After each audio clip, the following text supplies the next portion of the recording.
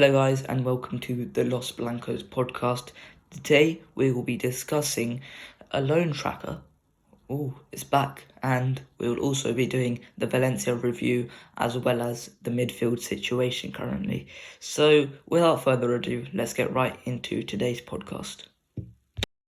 Yesterday we played Valencia at home at the Bernabeu, and it was a 4-1 victory. Now, we were looking a bit dodgy before that. A couple of, really bad, I wouldn't say bad performances, but average performances against Getafe and Cadiz. And also the Athletic Bilbao performance wasn't great either. So this game, there was pressure on us to perform because Sevilla are now suddenly breathing down our necks. Now, it doesn't look like it with us having 8 points ahead of Sevilla, but they do have 2 games in hand, which would only make it to 2 points if they win those games. So it's looking quite nervous. The lineup before the game, it was largely how people predicted it, and it was the majoritively like how Carlo would normally line up during the whole season. So was there any surprises for you in the lineup or anything coming up into the game? No, definitely not. It's something that we should expect. It's the same starting lineup. But Carvajal's missing, so Lucas just came in for him. And of course, on the wing, it's either Asensio or Rodrigo who can accompany Vinicius and Benzema. So it's nothing shocking. Yeah, it was exciting to see Vinicius back. It was the, what most Madrid fans looked to be the problem after our loss against Getafe, where the lack of Vinicius provided no dynamism from the wings and, no actual directness going into the Getafe defence instead of just passing it side to side. So, today Vinicius was very, very helpful. The rundown of the match looked like this. In the 43rd minute, Benzema scored the penalty. 52nd minute, Vinicius doubled our lead. And in the 61st minute, Vinicius got his second of the game to make it 3-0. In the 76th minute, Gonzalo Guedes pulled one back for Valencia to make it 3-1. And in the 88th minute, to round it all off, Benzema scored the 4th. So the game ended 4-1. Now, we're going to talk about the penalty first because leading up to that penalty, it wasn't looking great for us. We couldn't split the Valencia defence, and it was looking like another one of those games where we couldn't beat a low block defence. So, I mean, I've got the Valencia admin now. The Valencia admin on Twitter, the person running the admin account, he said, lo de robos en Madrid empieza a ser algo repetitivo.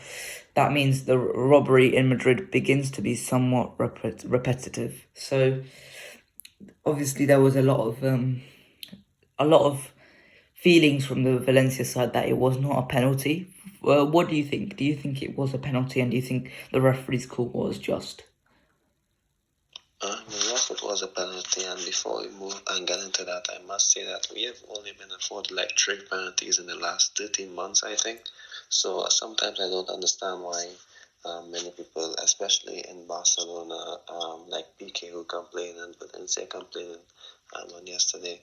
I mean, it's 3 penalties in the last 13 months. I mean, there's so many times where I think that we should have gotten a penalty, and we didn't. I'm not too sure if that's correct, and total 3 penalties in the last 13 months, but it's somewhere close to that. So that's a bit disappointing, that whenever there's a close call and it goes away, they're saying, they're always saying how Madrid is at fault, etc., that Madrid pays the referees, etc. So it's a bit disappointing to constantly hear that, a bit annoying, I should say. But it's a penalty. I mean, Casemiro is inside the box. He makes a good move inside the box, and of course the defender sticks out the leg, and he falls down. So it's a penalty. I mean, no ball from the defender. Of course, Casemiro looked for it, but I mean the defender left his leg out. So you're basically asking for a penalty. Yeah, by that point, the penalty, it was coolly converted by Benzema. He put it into the top corner. Jasper Citizen couldn't save it. It was a very, very good penalty.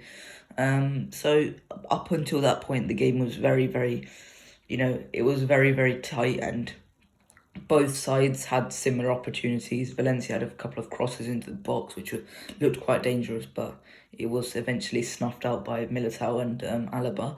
And we had a couple of long shots ourselves. We had a couple of good headers from Vinicius, I remember. And I can't remember whether this was in the first half, but the Modric shot which hit the bar. So that was a very, very good shot, but there was no clear-cut opportunities. And I think this is a problem of ours because against these low block teams you either have to get individual brilliance or you have to get some good patterns of play, and we're not putting some good patterns of play. We're often earlier in the season we relied on some individual brilliance from Vinicius or from Benzema. Now those have dried up a little bit more. We haven't got the patterns of play to back it up, and I think that's what Carlo has to work on the training ground. We can't help with that. We can't analyse anything like that. We've just got to hope that Carlo is working on this stuff on the training ground at Valdebebas. So half time, and I think this really did help us open the game up because Valencia up until that point playing the low block and just wouldn't let us go through. So up until that point, what is your assessment of Real Madrid's performance at half time? You know what? I didn't think it was that bad. I think we controlled the game better. I actually think that we had a few chances where we worked the ball into the box, and of course, the opportunity to have a shot wasn't there. I think it was a much better game than the match against Getafe or the match against Alcaraz. And that's partly because we had most of our players back. I mean, when Vinicius has the ball, you can see how important he is to the team, to get the attack going, because he's one of the only players in the team actually who can, turn a mediocre attack into a dangerous one. I remember in the first half where he gets a simple pass, and any player would just, take a touch and pass it back into the midfield. But he lets the ball run. It gets past the Valencia defender, and he's so fast, he's able to turn and get back the ball and start an attack. I'm not too sure if you remember that. I can't see what minute it was, but it's a simple pass, and he just knows exactly when to turn it on. And he does it often, and it's still unpredictable. So that's important, for Madrid when we attack. Because as much as Hazard and Asensio, Rodrigo, they all have nice touches, but Vinicius can definitely turn it on in a snap. And that's important. And I just think that Valencia, I didn't think that they were that, what's the word, I don't think the intensity from Valencia was as high as Alcoyano. So that gave, however, Madrid a chance to settle into the game. Cruz did well, Modric did well, and even Casemiro did well on the ball. So I didn't think it was that bad compared to the Getafe game, the Alcoyano game. I think we were a bit better, and you have to consider Valencia is a better team than them both. So I was a bit shocked. I did expect Valencia to put a bit more pressure on us. So I was kind of happy that the game went our way. Valencia didn't have any clear-cut chances. They did have a shot from distance, which Courtois just held simply. So it was a decent half for us. Nothing to complain about, I should say. Yeah, coming into the second half, it's clear that Valencia have to come out and attack, otherwise it's a clear loss from them. So they come out, and that opens the game up because we're winning 1-0. And I think this kind of luck is sometimes needed on our side to just get the first goal, because at that point we've got a good chance of defending that lead. I think that's what we've been good at, is that once we score the first goal, then they have to come out at us, and at that point you've got less defenders behind the ball, and I think that's where Vinicius, Asensio and Benzema can come to life. And I think we needed that bit of luck because we haven't had that luck in the last few games, and maybe that's just what we deserve, because we had some good bits of play in the first half, and I think the second half, the goals maybe didn't represent how the match went. I don't think 4-1 represented how Valencia played, But I think it's a scoreline that I think it proves that if we get the opportunities, we can put them away. And I think Vinicius, he scored against a good opposition, good level of opposition straight after he comes back from COVID, which is good to know. So, 52nd minute, it was it was some good play from Vinicius with a bit of luck. He goes around the defenders, it takes a little nick off of both of them, and he gets a simple tap in. So I think at that point, I think yeah, sure, it was a bit lucky, but I think we did deserve that luck. And then in the 61st minute, shot rebounds off of Zillison, off of Asensio. And I think the fact is that Vinicius is finding himself in these positions, which is really good to know. And I think this is something that Hazard or Rodrigo don't offer us, because they don't find themselves in these positions. They often just, are found outside the box. And I think it's good that Vinicius is here to tap it in, because, I don't think tapping in is obviously made fun of a lot, because it's an easy goal, but ultimately if you've got to be in that position, I think Vinicius has to be.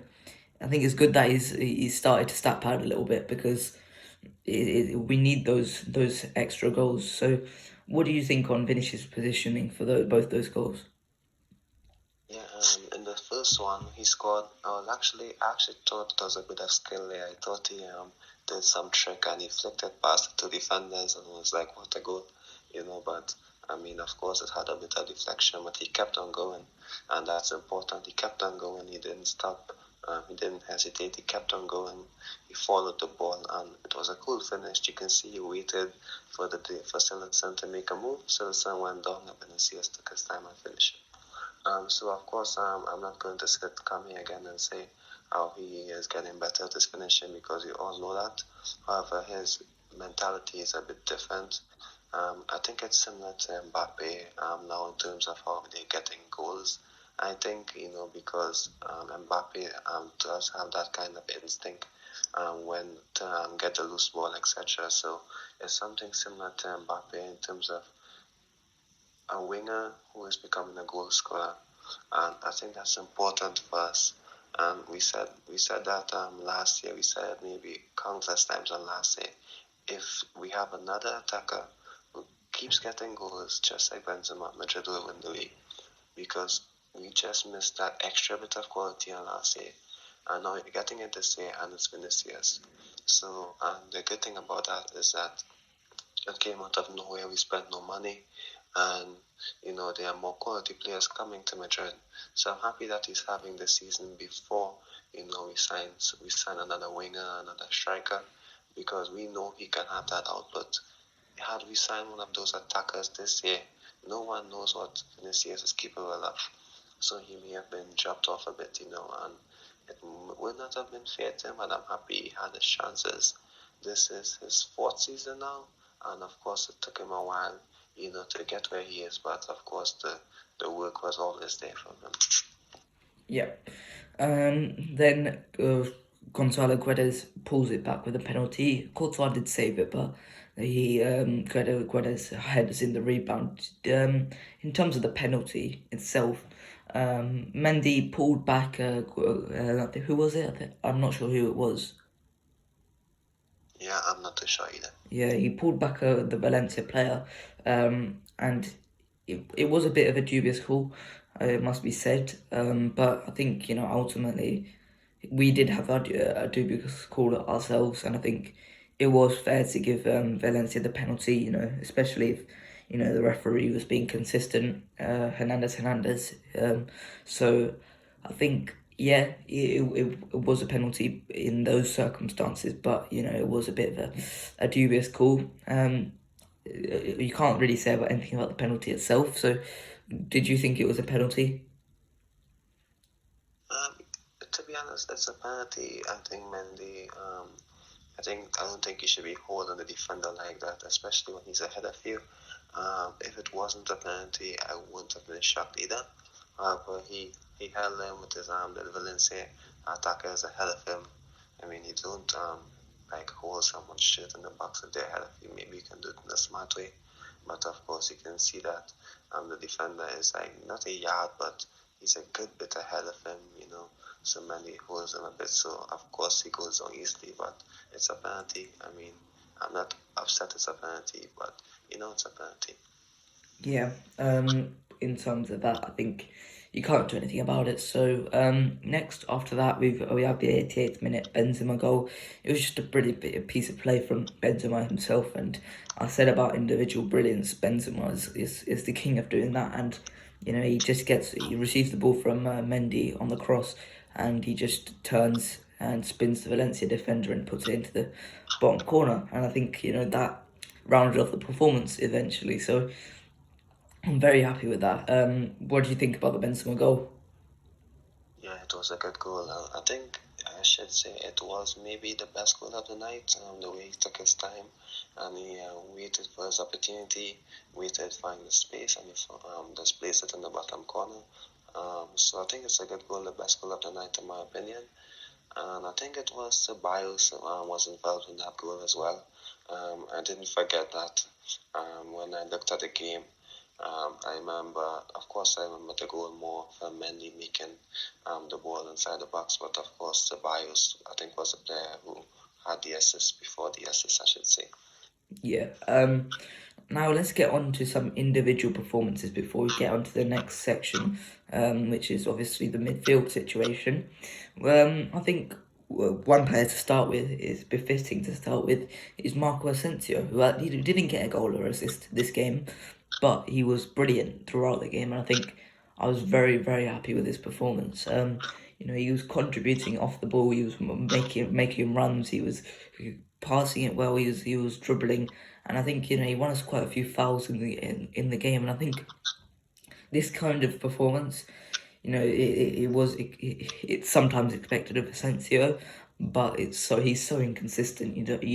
You never know. He might come up with this one week and then he comes up with that the next week, or comes up with a shocking performance where you can't see him.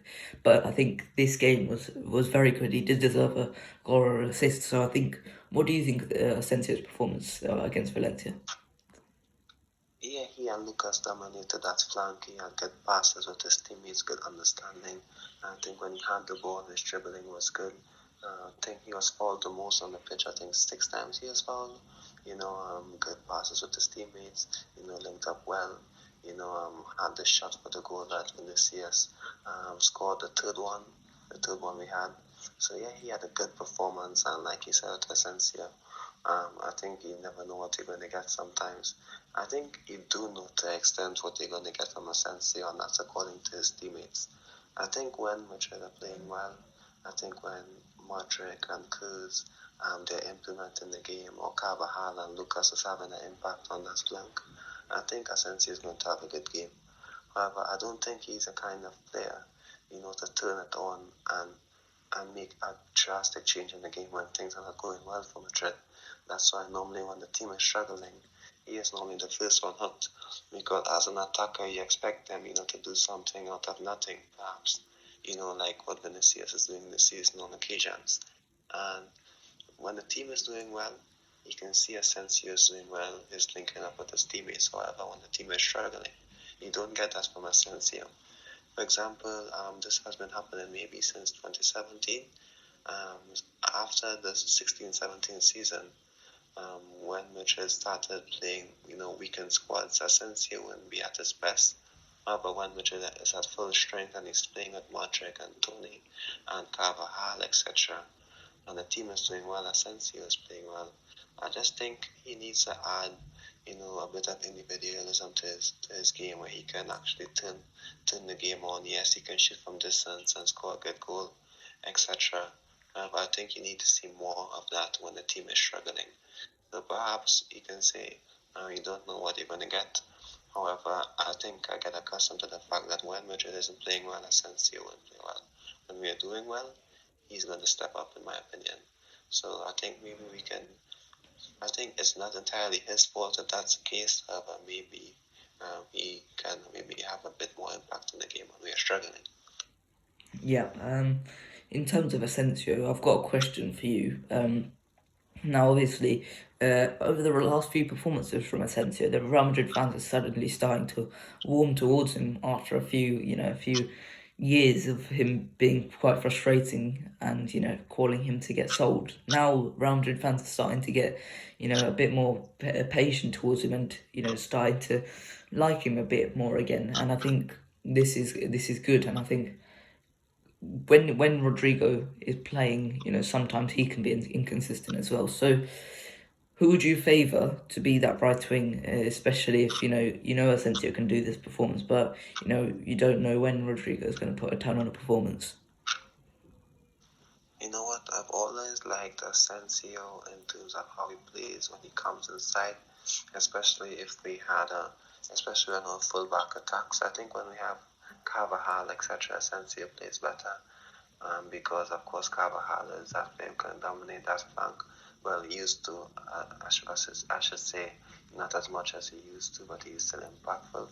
I think you can use Asensio there because Asensio can drift inside and link up with his teammates. Rodrigo is, you can say, as Ancelotti said this as well, he's a typical winger. If you play him on that side, he will get to the byline and place the ball into the box. I think if you're starting the game, you're going to go with Asensio because, of course, he is different and a bit more unpredictable. Actually, when I made my predicted lineup, I went for Rodrigo because Asensio didn't have the best of games against Getafe and Alcayano, in my opinion, even though he scored one goal. So I went for Rodrigo after Asensio started. I wasn't shocked. I was actually hoping that he did well, and he did well. So I would like to see Asensio start and Rodrigo be the one to come on. Actually, I was a bit disappointed. Rodrigo didn't play on yesterday. I was hoping that he would have came on as a sub, maybe even for 5 minutes, just 10 minutes. I didn't think there was a need to bring on Nacho for Lucas. I didn't think there was a need for that. So I was disappointed he didn't play. But you know what? I think Asensio did well.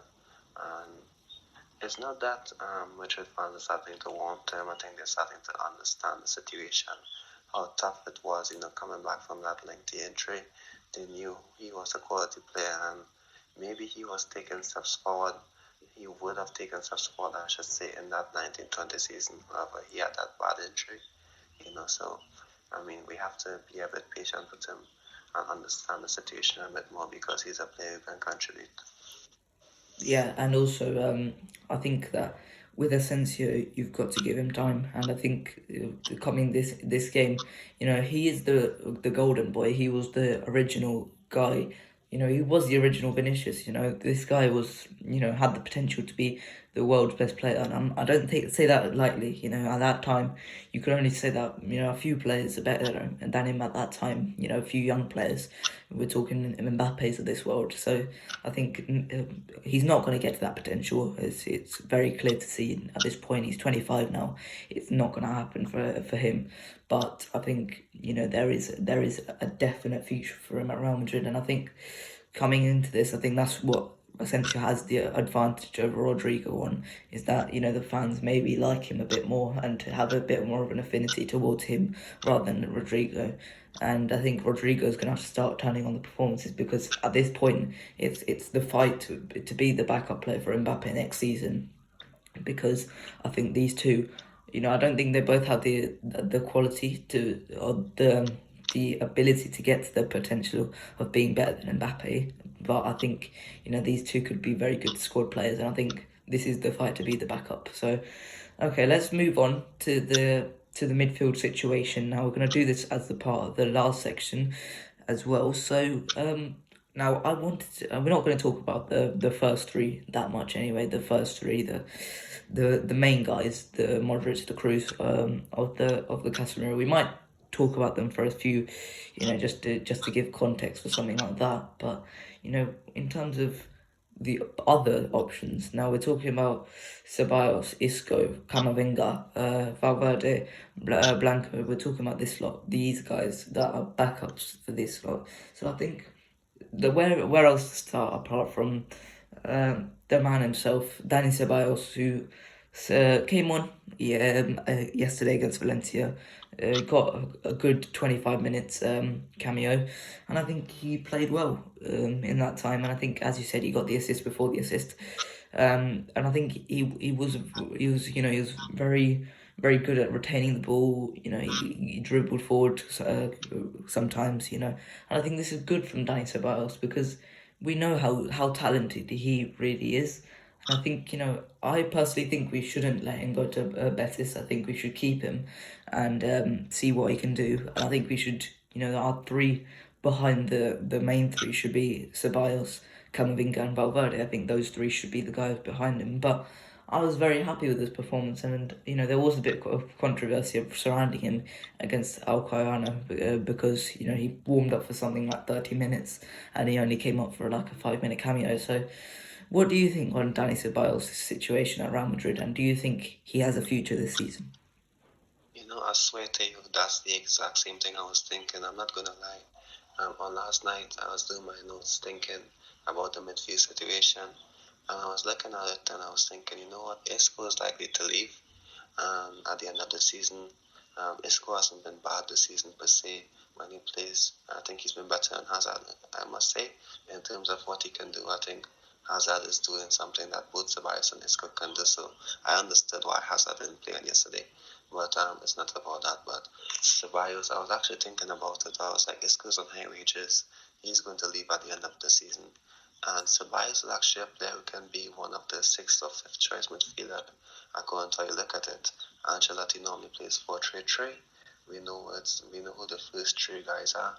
And I don't think Ceballos will be the type of guy at this point and what he's been through at Arsenal, not getting any sustainability, or even at Madrid. I think he'll be happy, to stay at Madrid another year if he's going to get a few minutes.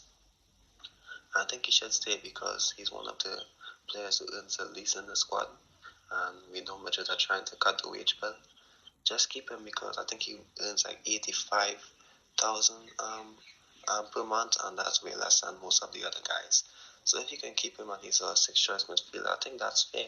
You don't need to sign a guy like Kessie, who I will not want to sign. First of all, I'm saying I'm very interested in Kessie. I don't think that would be a good signing. Hussein Awa, I don't think that would be a good signing. So I think Ceballos would be a perfect sixth choice midfielder, to cover these guys because I think Modric and Kroos can definitely do a bit of the stuff that they do. So, for example, if you're going to play a lower division team, you can definitely choose Camavinga, Valverde, and Ceballos because Ceballos can actually have a bit of creativity, something that Valverde and Camavinga isn't as good as Ceballos in. So that's why maybe Ancelotti looked to him really early in the game because he wants to see a bit more of Ceballos. And I definitely believe that he can be a good backup option for us, especially because if we're cutting the wage bill, he doesn't earn much, it's not going to have that big of an impact, so I think he should definitely stay. And one other player I must mention is Antonio Blanco. Yes, of course, many people want him to be one of the midfielders in the squad next season. I personally believe he's going to be loaned out. Earlier this season, AS, I should say, reported that, with the signing of Camavinga, Ancelotti told Blanco that he still has a future of the team in terms of a defensive midfield position, but I don't believe that. I believe that Camavinga signing did push Blanco back. I don't believe he's going to get the minutes. The thing about it is that we know what Ceballos can do. We know what Camavinga can do. We know what Valverde can do. They've been playing first team football, for the past 2 to 3 seasons, to say the least. We haven't seen what Blanco can do in the first team setup, so I definitely believe he should be loaned out of it. If we keep Blanco in the squad and we sell Ceballos, I don't think after Modric and Kroos there is another creative midfielder, because we're selling them all. So with Isco leaving especially, we should keep Ceballos and loan out Blanco. That's just my opinion. And I would like to get into Freddy and Camavinga shortly, but I would allow you to have your opinion on the midfield first. Yeah, with Blanco, I think, he's got to go out on loan at this point. It's January now, and I think a 6-month loan should be what we look for because we've got enough midfielders as it is. I think we should keep Ceballos and loan Blanco out. We've got first three as well as Camavinga, Valverde, Ceballos, and Isco. So that's 7 midfielders already, and then suddenly you've got Blanco behind them. So as the eighth choice midfielder, it's just not doing him any good. You might as well just let him go to an Espanyol or someone like that in the mid-table of La Liga. So I think that would be a good deal for him. He's played in Castilla this season as well, and I think it's not doing him any good if he's playing in Castilla right now, because Castilla's a level below him at this point now, because he's made the jump to the first team, and I think he should be loaned to a La Liga standard club, because he's one thing we saw when he played last season was he was very composed on the ball. He didn't give a care if someone pressed him, and I think that's good ability to have, but we haven't seen enough of him to fully make that judgment. So I think as a part of a loan, I think we should let him go to a mid-table club, and I think that will give him the time. But let's talk about Isco before we move on to the final two in Fede and Camavinga. And I think I've made my thoughts clear on Isco before on this podcast, and I think he's been unfairly treated by Ancelotti, because his performances this season have been pretty good overall, and I think he's been quite unfairly treated just because he's got his contract ends at the end of the season. So I think he's been disrespected, because he's been good this season. He's scored goals when it mattered. He scored against Alcoyano midweek, and he did well. He retained the possession really well in the midfield, and I think behind Toni Kroos, he's the only guy who can retain the football like Toni does, and I think this is his last season. We should be making the most out of him. And I think if we're not going to do that, we might as well just let him go in now, because he's not providing us anything else. So I think it's probably it for Isco. So what do you think on Isco? You know what? I must say, I'm free to understand my point. I was listening to a Managing Madrid podcast. I'm not too sure if you know about that page. It's kind of a big Real Madrid fan page where they speak a lot of after Madrid games and do podcasts, etc. So in that page, they said that Isco should be getting more minutes, especially in the last game against Alcoyano, and that's because he's one of the only players who can play really quick passes and interchanges.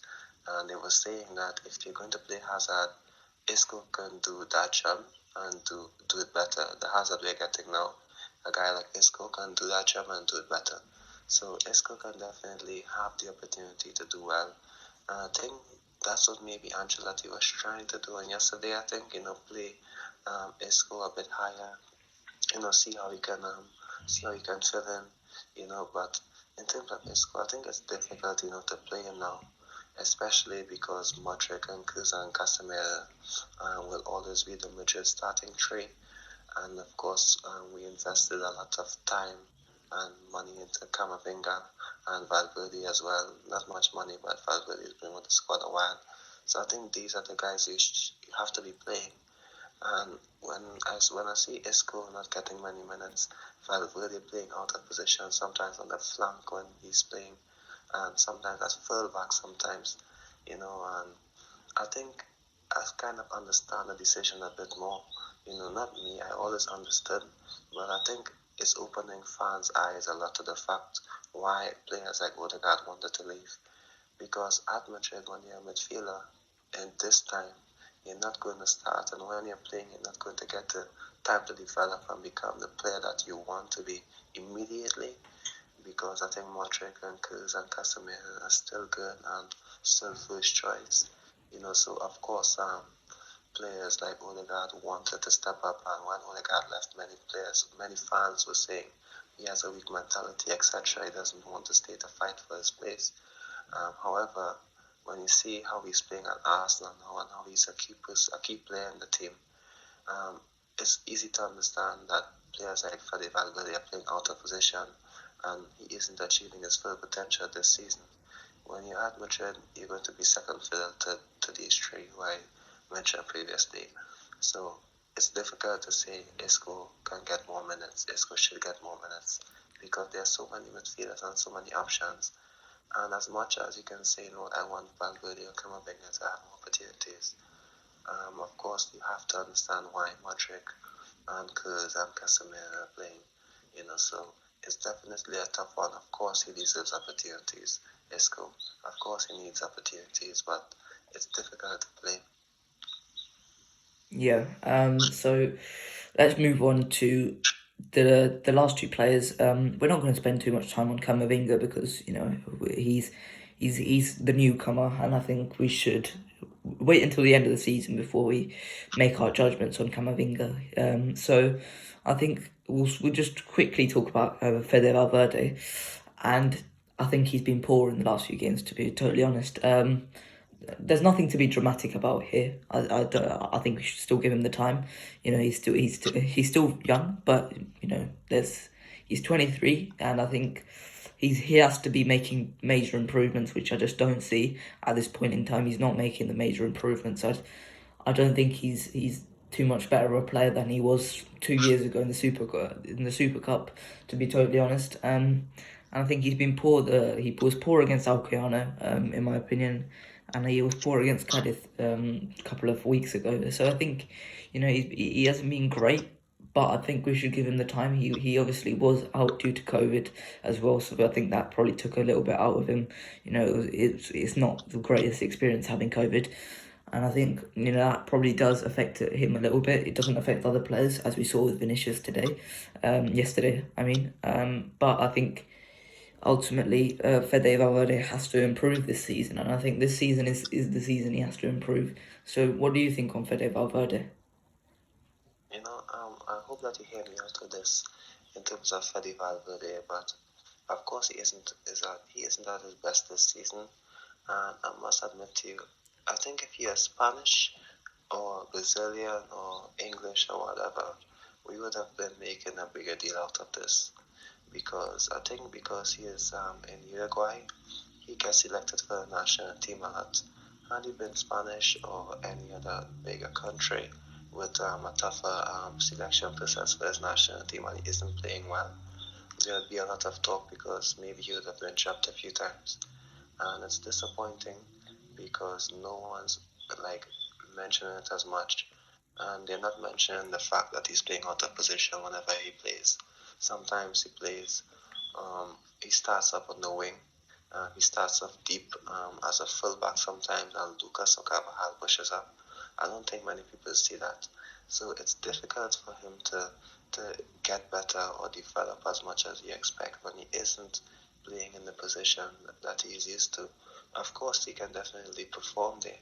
He did that under Zidane.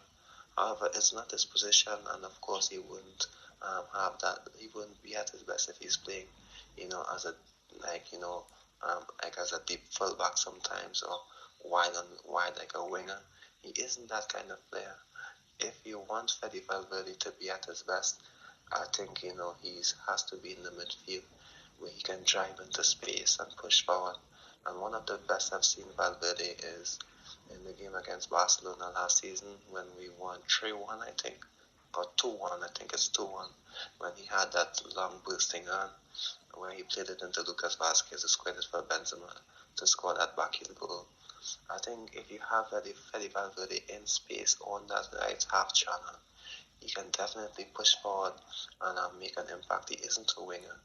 It's difficult, for him to perform, and every time he has the ball, he starts off on the wing. It's difficult for him to be at his best, so I kind of sympathize for him. And like I said before, had he been Spanish, where he was playing well previously, he would have been in the squad.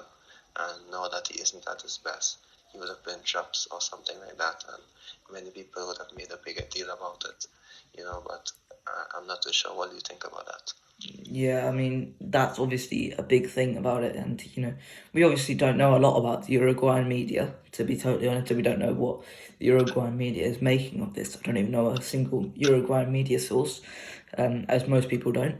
But I think he's there. We can't hear any noise about it in Spain, and I think the only place you can get it on is the fans on maybe Twitter or Instagram. Those are the only places you get a bit of criticism towards Fede Valverde because they all have the impression that he's still young. Oh wait, no, he's not. He's not. The youngest. He's not Camavinga, but Camavinga's 18, and he has years ahead of him to still develop.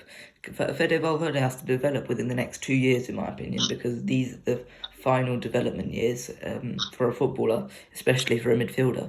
And I think next in midweek we've got a game against Barcelona, and this is. It's bringing him back to where it all started for Fede Valverde in terms of media hype. And I think this is, exactly 2 years ago where he battered Alvaro Morata in the final and he got all that hype. And I think he's got to show something because I think Carlo will probably give him a few chances midweek against Barcelona or maybe in the final if we make it there. So he's got some big games coming up, and I think he has to perform. So, have you got anything else to add? Obviously, we're not going to talk about Camavinga. If you want to say something about Camavinga, feel free now. Oh, well, yeah, I mean, of course, I don't think I would blame Fede Valverde for his form, as much as many people would, because, like I said, he's playing out of position. And why I think Camavinga has been better this season is because Camavinga has been playing in midfield a bit more often. Fede Valverde is, I think, a victim of his own versatility. That's why maybe he's been shoved out a bit to perform a function that he isn't at his best at. So I think Camavinga, you need to take your time with him. I think he's 18. I think he just turned 19, but he's doing well. He's having a bit of good games and he's been a bit inconsistent sometimes. I think sometimes he'll make poor decisions in terms of when he would dribble, but he's still young. I think that will take time, of course. He will have his opportunity. They'll all have opportunities. The Copa del Rey is here. We are playing LG, so of course Ancelotti will still play these guys. So that's good to know. And yeah, there's nothing much to add. I think we touched on everything in terms of the midfield. Yeah, okay. So that's it for this section of the podcast. Next section we'll be talking about the loans. Join us after this short interval.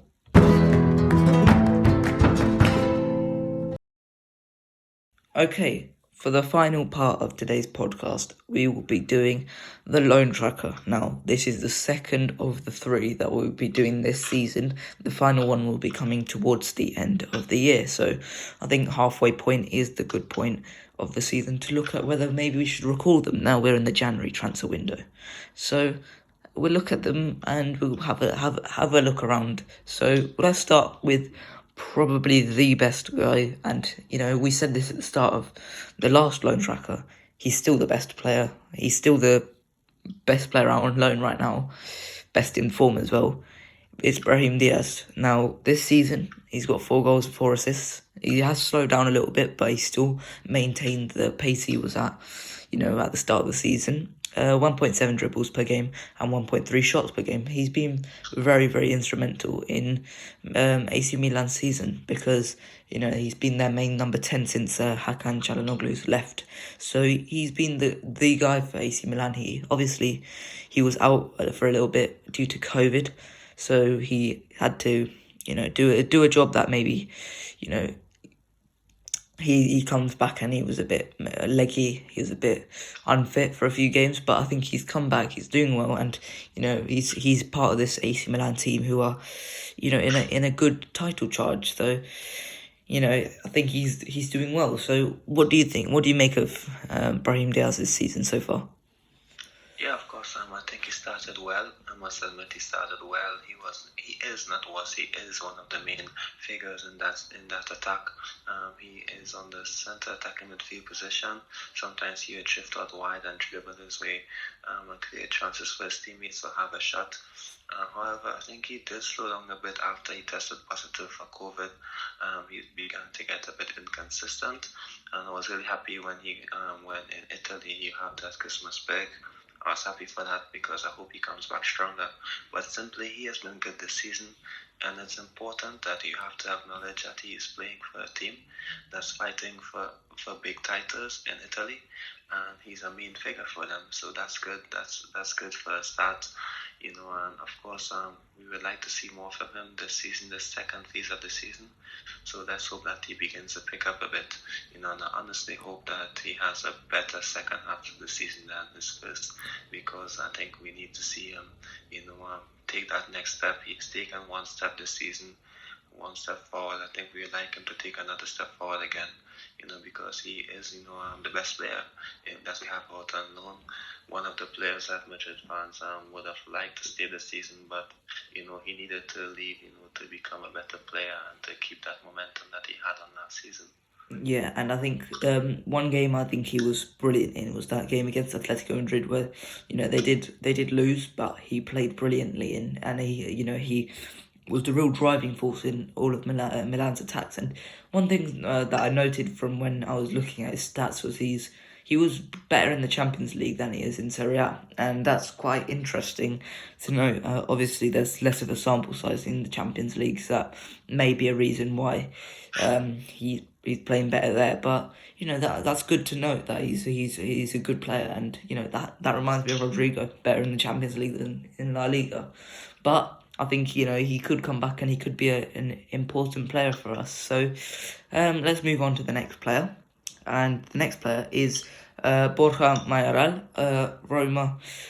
Yeah, it hasn't gone well for him this season, has it? Last season he had a good season. He scored double figures, and he played well under Fonseca at Roma, and he was a very good player for them. But this season, Jose clearly does not like him, does not favour him over the other two, and I don't blame him really. When the other two are so good at what Jose wants to execute, you can't really favour Borja Mayoral there. And I think the other two in being Tammy Abraham and Eldor Shomurodov as well. So I think those two have been very, very good this season, as well as the Ghanaian kid Felix Afena-Jan.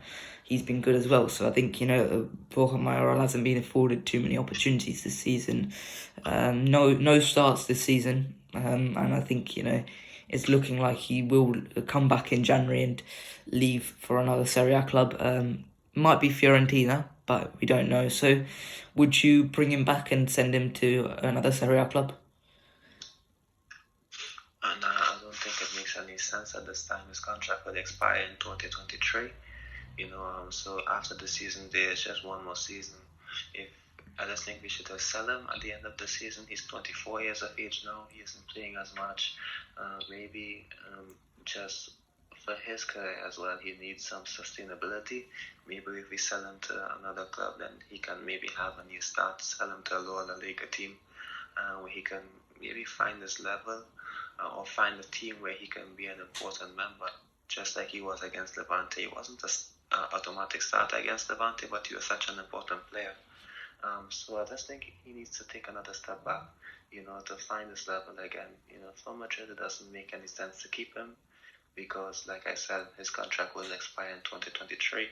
There won't be any space for him, especially with Mbappe coming in. He can play as a 9 also. I just think the best for all parties is to have a sale in the summer because he isn't playing.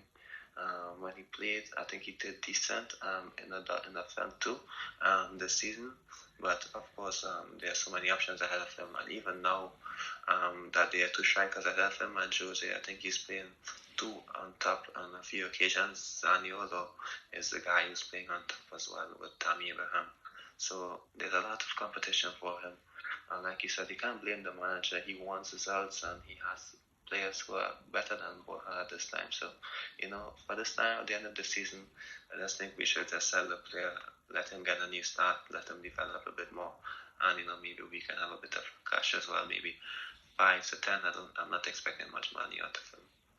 Yeah. Okay. So let's move on to the next player, and this is another.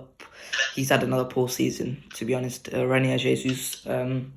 He's just not played whatsoever this year again at Dortmund, and it's really disappointing to see. We're likely to bring him back, and I think I remember saying the start of last season, we shouldn't send him out on loan to Dortmund. We should send him out on loan to Bayer Leverkusen. Those two were the options, and as you can see, it's just not gone well enough for Renier Jesus. He's just not played any games. He hasn't started any games this season. 0 goals, 0 assists. He's done well in the Champions League, to be fair, as a super sub. You know, he's like provided dynamism for Dortmund in the Champions League, but they have gone out in the group stage. That's a bit disappointing for him, but ultimately he has to come back now, and I think he has to drop a level now because, you know, I think the Dortmund move was just too much of a step up for him, and I think it should have been the level of Bayer Leverkusen, but now I think that's a bit too high for him again. I think it should be to mid-table standard at this point now. So, as I said earlier, for who did I say it for? Blanco, I think that should be the level. The Espanyol should be around that level for Renier Jesus. I think that would be a good level for him. So, what do you think on Renier Jesus and where should he go? Yeah, I think so. Definitely believe he should take a step back to find his level, get consistent minutes. That should be the main thing in his mind. Time is on his side. I don't know if it's on his side for future at Madrid, but it's on his side to have a good future as a footballer. He's just 19 years of age. He has a contract until 2026 for Madrid, so you can't really say, oh, he doesn't have a future at the club. I definitely think that, you know, he can still make an impact at some point in time. If you look at Lunin was loaned out. Lunin barely played, but we know he had talent. And Lunin eventually became a backup player for us. Maybe he can become a backup player for us in the future if he has another loan spell. But he needs to go to a team where he can, you know, have a lot of success, you know, play a lot of minutes to become that player. So I just hope that he has that opportunity. Time's on the side, like I said. You know, I definitely believe that we should have cancelled that loan in January and send him out somewhere else. Or even have some minutes at Castilla, in my opinion. That's better than sitting in Germany doing nothing. He was excluded, actually, from the last squad that Dortmund played in. Excluded, no minutes from the bench. He didn't even travel to the team. That's disappointing. I'm sure he's disappointed as well. He just won the Olympics with Brazil, where he had a few good cameos off the bench. He scored a penalty. He's a top player. Not a top player. I'm not going to say a top player. He's a top talent, I should say, who can become a top player if he gets an opportunity. You know, of course, I don't think he's at the level of Rodrigo, and that means he isn't at the level of Vinicius. So that means he should definitely take a step back and find himself a bit. Maybe if he had found the right move at the start, it would have been better for him. But I think even from now, all parties should be looking for where his next club should be so he can have that opportunity. Yep. Let's move on to the next player who I'm disappointed with this season. He hasn't really developed since his initial loan spell with Mallorca, and it's his second one now, and he's just not done well enough. It's Taco Kubo, and I think the problem is he hasn't developed at all, in my opinion, over the last few years. That Villarreal loan move, you know, completely ruined him because now at this point he hasn't improved since the initial loan spell. He's only scored 1 goal this season, and that was obviously the goal against Atleti. But he's been outshone by Kang and Lee at Mallorca, and I think he's just not done well enough for Mallorca. And I think, you know, that's not good for Mallorca because Mallorca are looking to stay up, and you know they're a good side with good players, but they're not clicking well enough this season. I think we've seen them get smashed by us already, and I think, you know, he hasn't done well enough. So, you know, I think he can come back, but I think, you know,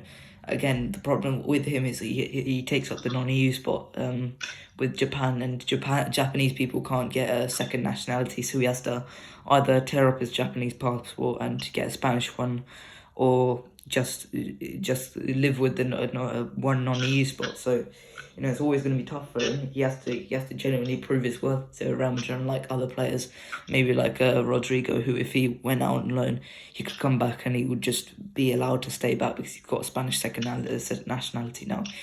So I think Kuba has to prove himself at Mallorca in the second half of the season because he's not done well enough so far, and I think ultimately that's not going to get him into this Real Madrid squad. He's got a genuine fight to be part of this Real Madrid squad. He's not got anything handed to him at this point. So what do you think on Take Kubo? Yeah, I share thoughts of that as well. I definitely believe that, you know, he didn't make that significant step up on last year, and you can't blame Madrid for the decision they made. They sent him out to a good team after his first initial spell at Mallorca, and it didn't work out for him. It isn't working out now, so it's a bit disappointing, per se. I share your thoughts about that. Maybe I don't know if he's going to have another loan next season. Most likely he might, but it's difficult to see him fitting in at Madrid now. Actually, I remember when in the Olympics he was playing so well, and I was saying it's just the Olympics. It's against teams like South Africa and lesser teams. Yes, he scored goals against better opposition as well, but it was the Olympics under 23, so of course he's going to stand out. So maybe he needs to let's stay at that level a bit in a team where he knows that he can start. And the issue in La Liga, those teams that he will start for are fighting for maybe relegation. So it's difficult for coaches if he isn't doing well to keep him in the squad. Yeah, let's move on to the last player of the loan tracker, which is Alvaro Odriozola. Now, obviously, I was quite excited by this move, going to Fiorentina, who have done incredibly well this season, fighting for Europe against the likes of Juventus. So I think Odriozola has been a part of that, and he's been quite a good part of that. One thing that has to be said is that he isn't required to get up the pitch and put a lovely ball into the box, because there are advanced players that are good at that, and the man up top for Fiorentina, he's on fire right now, Dusan Vlahovic. So I think that's probably a major reason why Fiorentina are doing so well. But Odriozola's done well this season. 1 assist, 2.5 defensive actions, and he's good at keeping the ball. He's been good at retaining the ball and maintaining that width for Fiorentina. And I think they've as a whole have done well. So I think I'm excited to see what they can do in the second half of the season. But yeah, that's it. What do you think on Odriozola? Yeah, I'm happy for him. I really hope that he do gets a permanent move after this decent loan spell. I believe that he struggled a bit at Madrid, and however, I believe if he does well, maybe he can stay at Fiorentina, or maybe another club can see he's doing well and sign him, because I definitely would like to see the player succeed. 26 years of age now, he needs to start kicking on. I don't think he has a fit at Madrid, because Lucas just signed the contract as well as Carvajal. So, I hope that he finds his level so that we can definitely get some money as well. But I hope that he also does well as a player, because I like him. He shows a lot of heart and passion when he plays. And one last player, Victor Chus, I don't think we should have mentioned him because he's a Castilla player, but he's barely playing at Cadiz.